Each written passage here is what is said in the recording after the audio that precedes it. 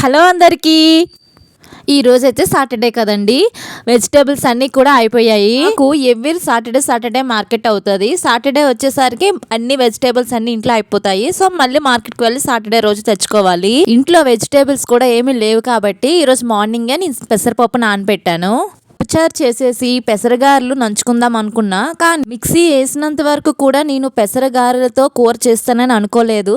సరే, నాకు ఇది అయితే తెలుసు, కానీ ఎప్పుడు నుండో ఇక్కడ వండలేదు. సరే వండుదామని చెప్పి ట్రై చేశాను.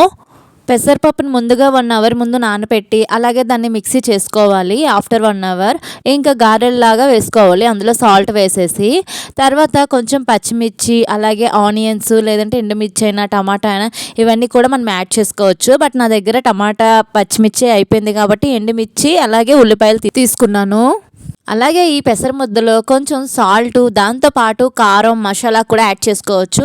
ఇంకా కావాలంటే ఆనియన్స్, ఆ కొత్తిమీర కూడా వేసుకోవచ్చు. ఇలా పెసరగారెలు అయిపోయిన తర్వాత వేరే కళాయిలో కొంచెం ఆయిల్ వేసుకోవాలి. అందులో ముందుగా మనం కట్ చేసుకున్నటువంటి ఆనియన్స్ అలాగే ఎండుమిర్చి, జీలకర్ర, ఆవాలు, ధనియాలు, అల్లం వెల్లుల్లి పేస్ట్ అన్నిటినీ కూడా వేసుకొని బాగా వేగనివ్వాలి. మనకి బాగా గ్రేవీలా కావాలంటే వీటిని మనం మిక్సీ కూడా పట్టించుకొని పేస్ట్లా తయారు చేసుకొని వేపించుకోవాలి. నా చిన్నప్పుడు మా ఇంట్లో కూర ఏం లేనప్పుడు మా అమ్మ ఇలానే పెసరట్లు చేసేది. పెసరట్లతో కూర చేసేది అనమాట. నేను ఈరోజైతే పెసర గారెలతో చేస్తున్నాను. ఇట్లా బాగా ఆనియన్స్ వేగిన తర్వాత ముందుగా మనం తయారు చేసినటువంటి గారెని ఇందులో యాడ్ చేసుకోవాలి. అలాగే నేను ముందుగానే చింతపండుని నానపెట్టుకున్నా. దానిలో ఉన్న గుజ్జంతా తీసేసి ఇట్లా వాటర్లా వేసుకున్నా. మనకి ఒక 2-3 కప్స్ వరకు వాటర్ అయితే నేను వేసుకున్నాను.